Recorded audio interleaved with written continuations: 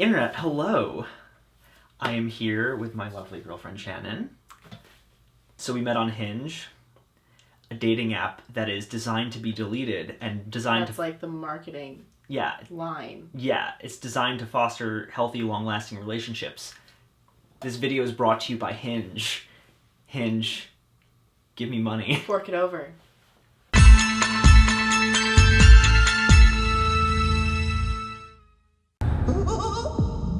Hello. Please. We just got back from seeing It. Chapter 2. 2. Yeah, Yeah. Perfect. See, you're getting the hang of it already. Yeah.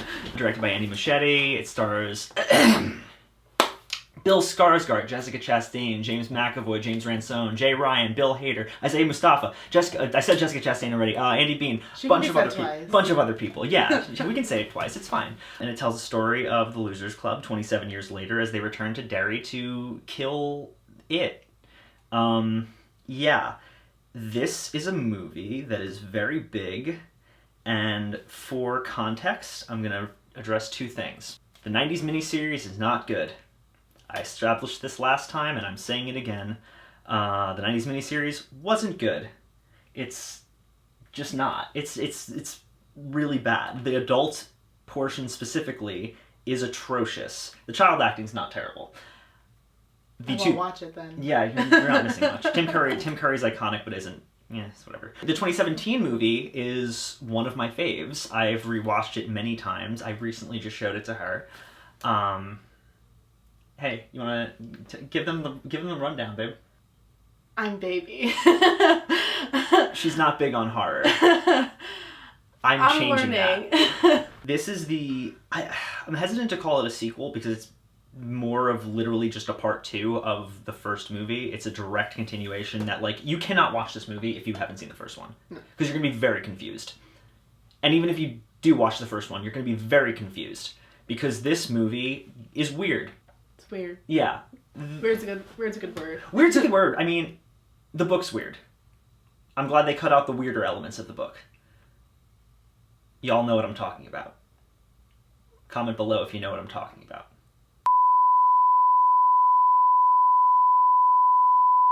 Oh, Stephen King, what the fuck are you doing? He was on a lot of cocaine when he wrote this book. like that was during his really intense coke addiction years. He wrote that in one night. Probably. The whole book. You're probably right. The book is longer than the Bible, so it makes sense that this movie has a 3-hour runtime. What'd you like about this?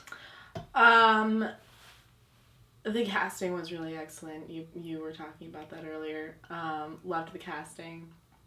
Loved Bill Hader in this. Loved that it was definitely a horror, but still really sweet. Okay. Yeah, I like the plot. Right. Like, it has a great plot. Yeah. And it's a good coming-of-age story. Overall. Yeah. Like back-to-back, I think... you can still come of age as like a 45-year-old. Yeah, it's like reclaiming your innocence and your youth. And it's like, I love that. I got misty-eyed at the end. He cried. I did. Pretty much I'm going to echo everything you said. I mean, the casting is on point. Like I was saying to you, the adult actors that they chose to play the older version of the Losers Club are stellar, both in appearance and in terms of their performances. They capture the younger actors' mannerisms to a T, and honestly, just the choices of actors, like, they look like the younger versions of themselves. Like, the kid who plays young Eddie, who I can't think of at the moment, looks pretty much identical to James Ransone, like, spitting image, and when they announced that casting, I was like, yes, I'm here for it. So that's great. Love that. Bill Skarsgård is also stellar because... He's a Skarsgård. Yeah. I mean, so... if you liked him in the first one, you're going to like him in this one. He's not in this one as much, but it's still... His performance is stellar. He's a really great physical actor, and he just goes all out in pretty much every one of his scenes. There's a lot of talk about how good Bill Hader is in this movie, and yeah, no, he's really, really good in this movie. I understand. Lives up to the hype. Oh yeah, no, 100%. I totally get why everyone's like, he's a scene stealer, because he is. He steals the show. And yeah, him and James Ransone both, like, their chemistry is really good, but also just they're really the funniest parts of this movie, and this movie is very funny. Yeah. There's a lot of really great humor, including a wonderful reference to The Thing that I really appreciated, and she didn't understand. Nope. I'm like a horror virgin, so It's okay. It's you okay. know. We'll change that. Pretty much everything from about the beginning of the second act of this movie all the way to the end, I adored, because it's just so much fun and so completely insane.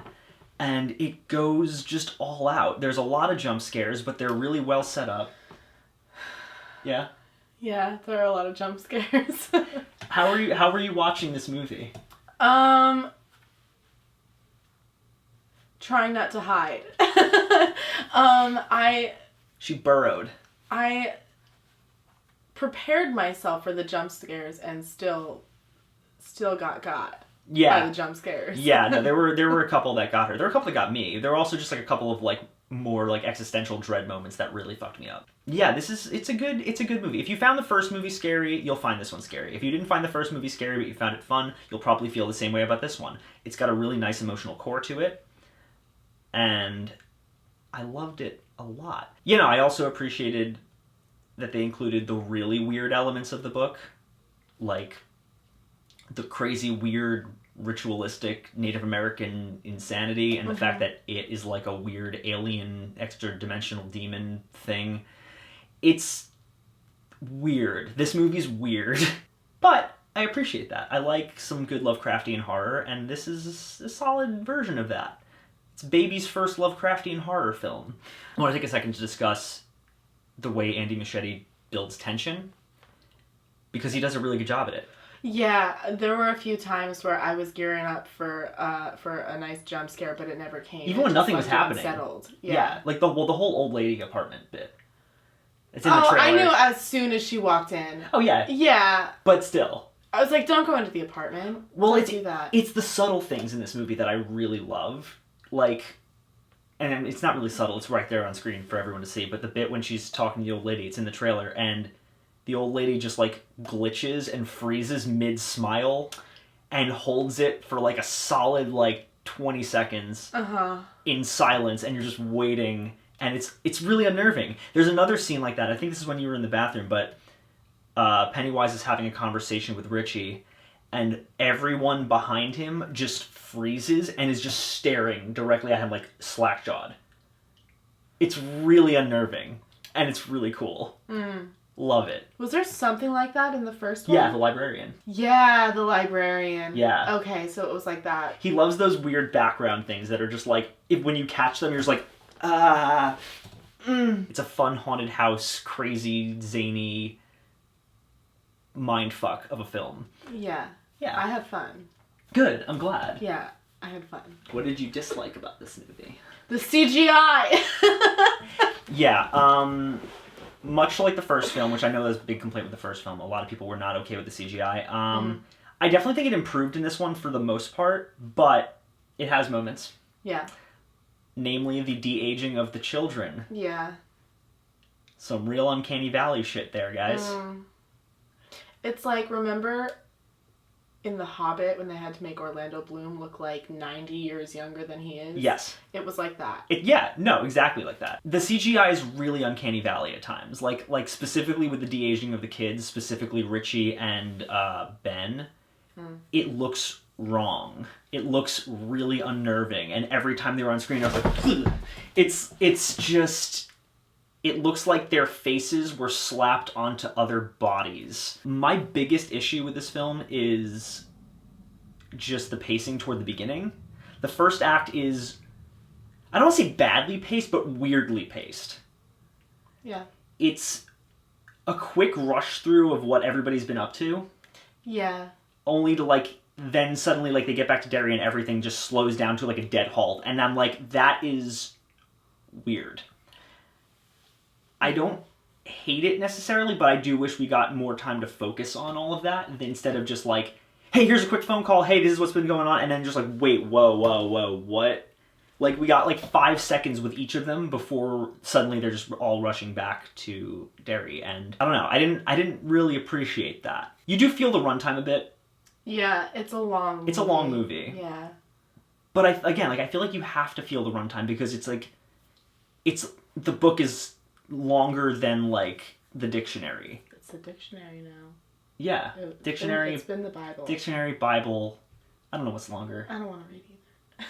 Yeah, the book's long, and there's a lot of stuff they had to include. And they did include it, but you do feel the runtime a little bit. I think it could have probably been like 10, 15 minutes shorter, and it would have been fine. The inclusion of Henry Bowers, I know it's in the book. I know he does this thing in the book. Weird to include him because he doesn't do the thing from the book in this movie. Like, in the book, he stabs Mike. He doesn't kill Mike, but he stabs Mike and takes him out of commission, I think. That happens in the miniseries. I don't know if that happens in the book. But he doesn't do that, and he's just kind of there. Like, if you took him out of the movie... Yeah, nothing would change. Nothing would change. No. Eddie wouldn't have a bandage on his face. That's literally it. Yeah. And, I mean, I don't know. I feel like that was kind of just, like, you could have shaved that whole little, like, subplot out, I guess. Like, yeah. Realistically, I thought he died in the first movie. Yeah, me too. I don't know why he was still there. He didn't add anything to the plot. Not at all. Like, there was nothing. All in all, for a 3-hour film based on a book that is longer than my life, it's good. It's good. And there's, like my issues with it are far outweighed by the things I enjoyed about it. Yeah. Yeah. Yeah. Yeah. It was a solid movie for me. Yeah? Yeah. Is that what you're going to rate it? Yeah. Yeah? Solid movie for Cool. me. That's the rating. I'm also going to say this movie was solid. Yeah. It does a lot of things right. Like I said, it's a movie with a 3-hour runtime, and it never bored me. No, you just felt the time. Yeah, you felt the time, but you were engaged. I was definitely engaged. I had a lot of fun with it. It made me teary. And it's a really good conclusion to a really overarching story that is insanely larger than life, and I think they did it well. I think they delivered ultimately. Yeah. I liked it. I want a supercut of both of them back to back. I do think the first one's a little bit better. Yeah, the first one is my favorite. Yeah, it's my favorite of the two. And that's completely fair. Like, it is definitely the first one's just a more well-structured, well-paced, well-made film. Yeah, I didn't have any complaints about the first one when we watched it. No, definitely not. Yeah. And this one's definitely a little messy. But it has to be, I think. Like, you can't tell a story like this and not have it be a little messy. So my point is, it's good, and you should go see it and give it 1 million buckets of money. Warner Brothers made it. They have 1 million buckets of money. They can have 1,000,001 now. Okay, so they get 1 bucket of money. 1 bucket of money, viewers. and it's the $16 that we collectively spent on tickets. Yes. That's the bucket. It's a small bucket. It's like a child bucket. It's like a coin purse, really. Yeah. It's like a toddler's like play bucket. Okay. With $16 in it. Okay. Okay. How, like, in what, like, form of currency? Is it 16 singular dollars? I like to imagine 16, it's like quarters. 16. Okay. Okay. Anyway, guys. Not pennies. Penny wise. It would be wise to pay in pennies. Isn't she great? Anyway, guys. I hope you liked this video. Down there, there's stuff. Like, comment, subscribe. There's a Patreon link down in the description. And if you go to it and click on it, you could be like these cool people right here and throw money at my face so that I can make new and better quality content for you all to enjoy. Give and you 1 million buckets of give money. me 1 million buckets of money, entirely in change. And then I can also say, hey, babe, be on my channel more. And she'll say, maybe.